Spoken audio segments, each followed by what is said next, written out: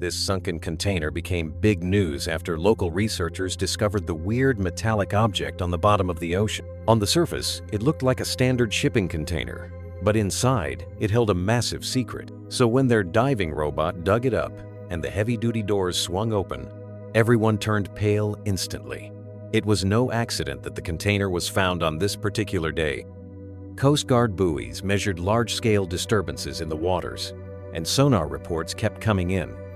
Only something extremely heavy dropping down into the ocean could cause this, and Captain Izzy Barkley's team was tasked with investigating the tremors. But before we start our story, smash the like button, make sure to subscribe and hit the notifications bell so you won't miss any new stories. The buoy that detected the most tremors was about 20 miles from shore. When Izzy and her team arrived at the scene, they got straight to work.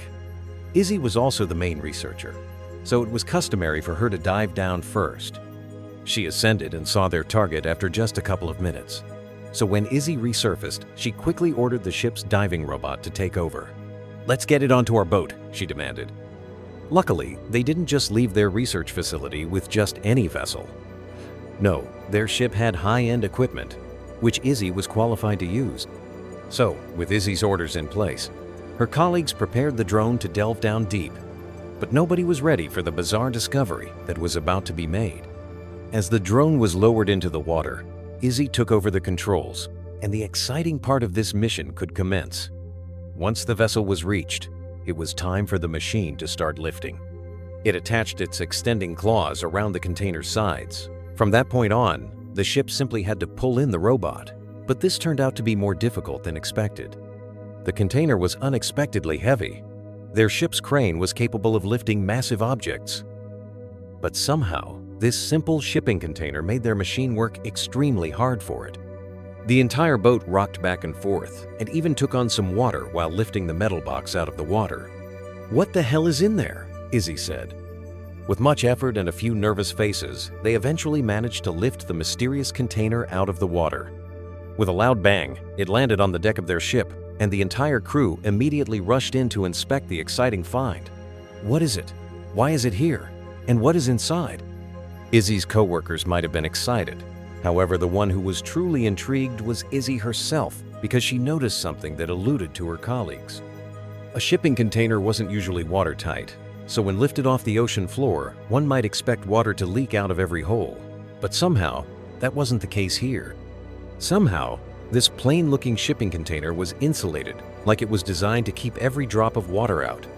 But why was that?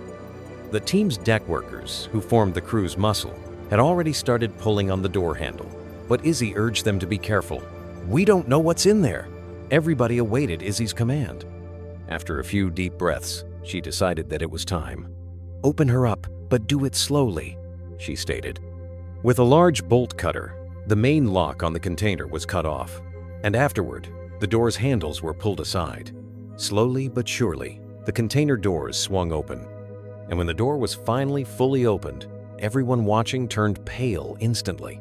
Nobody could have expected them to make this bizarre discovery, and the one who shocked me the most was Izzy herself. She was transfixed by what she saw inside this metallic vessel. I just don't understand. What is going on?" Izzy stepped away from her crane operating post and inched closer to the mysterious container. She silently walked past her crew members and entered the open container space. The woman's eyes were as wide as they had ever been, and with it, she scanned every inch of this confusing place. Izzy's finger ran over every item inside the container. Some objects were made of wood, and others were covered in fabric. They were things that had no business being in a place like this. And with every item Izzy saw, confusion grew increasingly inside her mind. She turned around and looked at her crew. Nobody said anything at first. They had discussed the container's possible contents, but nobody expected this. Izzy was the first to break the silence. "What is this? Did someone live here?" Her voice was drenched in disbelief, because the contents were weirdly homely. She pleaded for one of her colleagues to explain. But her colleagues didn't have an answer. Izzy took a step back to look at the container as a whole and shook her head. She was absolutely speechless. The inside of the container was fully furnished. There was a bed, couch, closet, and table with chairs. It had everything any regular household had. Has any of you ever seen anything like this? Izzy asked her colleagues, but everyone in the group shared the same disbelief and confusion about the bizarre finding. There were many questions. Where did this come from? Who would live like this, and why? It didn't take long for the group to start investigating. Izzy was surprised not only by the fact that the container was fully furnished, but also by the fact that everything was still somewhat in place. They quickly discovered that everything was nailed to the floor. However, some loose items were scattered on the ground, and they found photos of a man and his family. Did he or they live in the container? Who were they, and what happened? They continued the search to find answers to those questions. They searched every inch of the container, but didn't find anything that got them closer to the truth. Izzy let out a frustrated sigh and was about to give up when one of Izzy's colleagues suddenly let out an excited yell. When she turned around, she could see him holding up a plastic Ziploc bag. But what sparked his excitement was what was inside it. Some sort of recorder. Izzy rushed toward him and carefully grabbed the bag. Maybe this could give them some answers. Izzy handled the bag cautiously, anxious any wrong movement might cause it to break or ruin any recording inside. The bag was stowed away very neatly, and when she opened it, Izzy immediately noticed that the device was still dry. This was a good indication, and she pressed play with good faith. Even though the recorder seemed dry and Izzy had faith, her heart still jumped when a voice could be heard.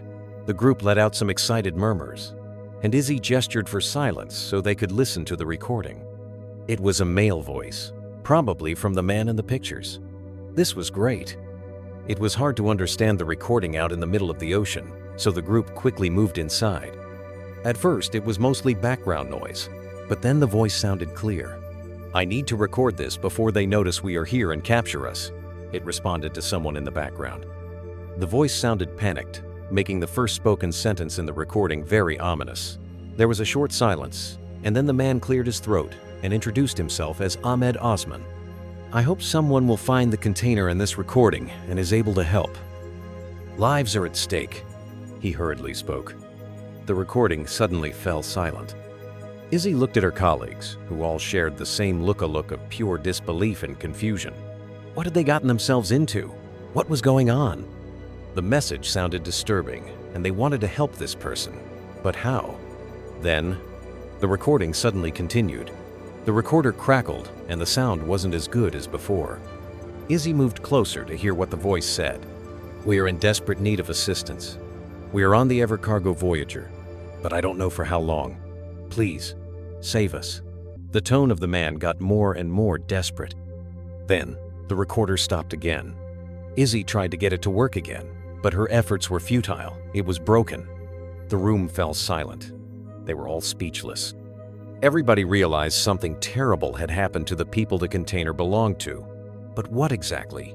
And could they help them? Then, Izzy remembered something. The ship had been sighted multiple times, but only seemed to dock for a short while each time. It only refueled and moved minimal cargo, even though it was filled with containers. Izzy frowned and sighed. Why would a ship with shipping containers dock so few times and not load its containers? This odd behavior greatly confused Izzy and raised some red flags.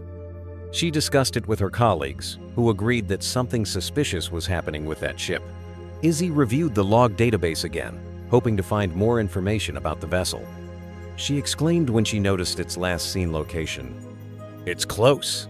The weird reports in the log database and the ominous recording were enough for Izzy to try to track down the ship. The location wasn't far, and if they interpreted the man in the recording correctly, time was of the essence. Izzy ensured everyone aboard was on the same page, and she was relieved they shared her concern. She gave the captain the ship's last known coordinates. When they arrived, the vessel was floating 20 kilometers from the coast, stationary and silent. Despite their curiosity, the team felt uneasy and agreed they needed backup. Izzy contacted the Coast Guard and the police.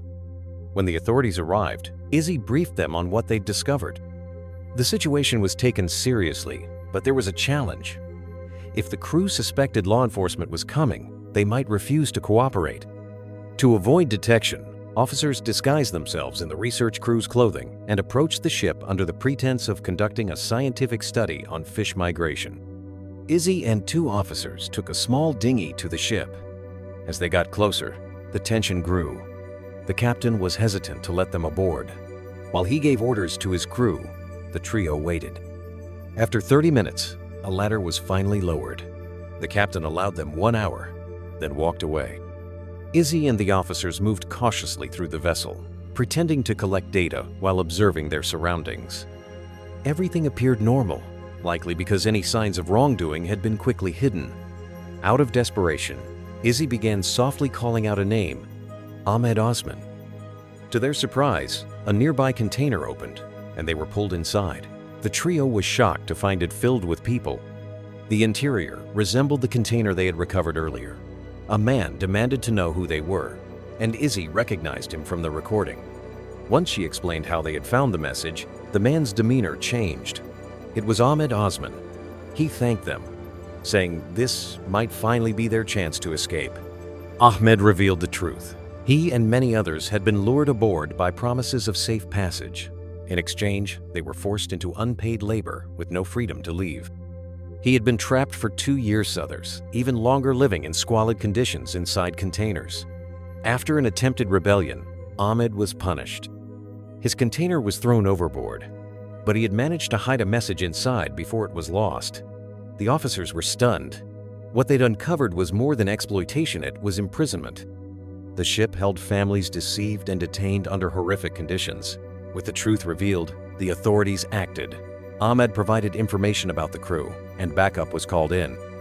A surprise raid was launched, catching the crew off guard. The operation succeeded. The criminals were arrested, and the Coast Guard took control of the ship. Izzy helped Ahmed and others out of their containers. The ship was docked at the nearest city, where emergency shelters were quickly established for the victims. It didn't take long for the media to pick up the story. It became a nationwide story, and Izzy followed it closely as she returned home after the city took control of the support. She was glad to see the situation had a good outcome and incredibly happy she played a part in it.